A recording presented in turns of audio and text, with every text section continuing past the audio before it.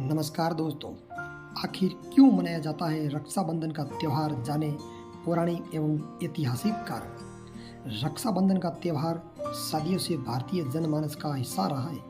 यहाँ रक्षाबंधन का तात्पर्य बांधने वाले एक ऐसे धागे से है जिसमें बहनें अपने भाइयों के माथे पर तिलक लगाकर जीवन के हर संघर्ष एवं मोर्चे पर उनके सफल होने तथा निरंतर प्रगति पथ पर अग्रसर रहने की ईश्वर से प्रार्थना करती है। भाई इसके बदले अपनी बहनों की हर प्रकार की विपत्ति से रक्षा करने का वचन देते हैं और उनके शील एवं मर्यादा की रक्षा करने का संकल्प लेते हैं। किस दिन मनाया जाता है रक्षाबंधन? रक्षाबंधन का पर्व हर वर्ष श्रावण मास की पूर्णिमा को मनाया जाता है। भाई की कलाई पर बांधे जाने वाले इन्हीं कच्चे धागों से पक्के रिश्ते बनते हैं। पवित्रता तथा स्नेह का सूचक यह पर्व भाई बहन को पवित्र स्नेह के बंधन में बांधने का पवित्र एवं यादगार दिवस है। इस पर्व को भारत के कई हिस्सों में श्रावणी के नाम से भी जाना जाता है। रक्षाबंधन को और किन नामों से जाना जाता है बताना चाहेंगे कि रक्षाबंधन का यह त्यौहार और भी नामों से जाना जाता है जिनके बारे में कम ही लोगों को जानकारी होगी। दरअसल रक्षाबंधन को पश्चिम बंगाल में गुरु महापूर्णिमा तथा दक्षिण भारत में नारियल पूर्णिमा और नेपाल में इसे जनेऊ पूर्णिमा के नाम से जाना जाता है। क्यों मनाया जाता है यहाँ रक्षाबंधन?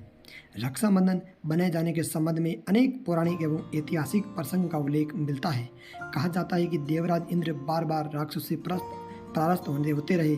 वह हर बार राक्षसों के हाथों देवताओं की हार से निराश हो गए। इसके बाद इंद्राणी ने कठिन तपस्या की और अपने मनोबल से एक रक्षा सूत्र तैयार किया। यह रक्षा सूत्र इंद्राणी ने देवराज इंद्र की कलाई पर बांधा। तपोबल से युक्त इस रक्षा सूत्र के प्रभाव से देवराज इंद्र राक्षसों को परास्त करने में सफल हुए। तब से रक्षाबंधन पर्व की शुरुआत हुई।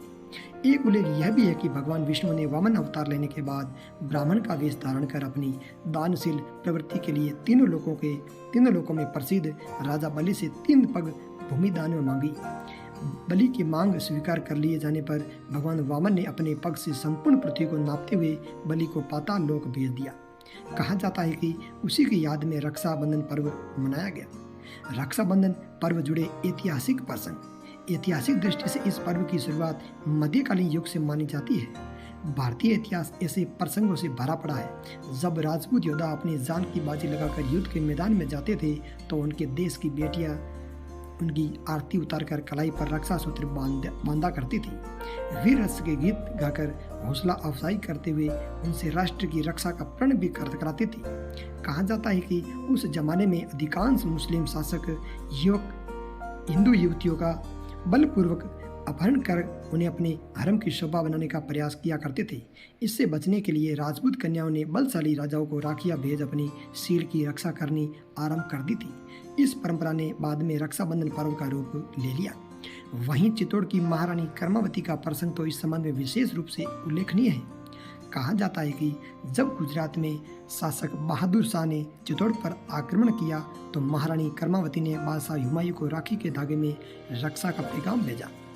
अपना भाई मानते हुए उनसे अपनी रक्षा की प्रार्थना की।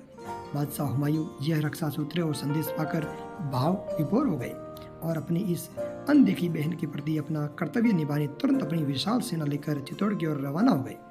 लेकिन जब तक वह चित्तौड़ पहुंचे तब तक महारानी कर्मावती और चित्तौड़ की हजारों वीरांगनाएं अपनी शील की रक्षा करते करते अपने शरीर की अग्नि में आहुति दे चुकी थी। उसके बाद हुमायूं ने महारानी कर्मावती की चिता की आग से अपने माथे पर लगाते हुए उन्हें अपने कर्तव्य निर्वहन करने के लिए जो कुछ किया वह इतिहास में पन्नों पर स्वर्ण अक्षरों से अंकित हो गया है। इसी के साथ रक्षाबंधन के पर्व के इतिहास में एक अविस्मरणीय अध्याय भी जुड़ गया।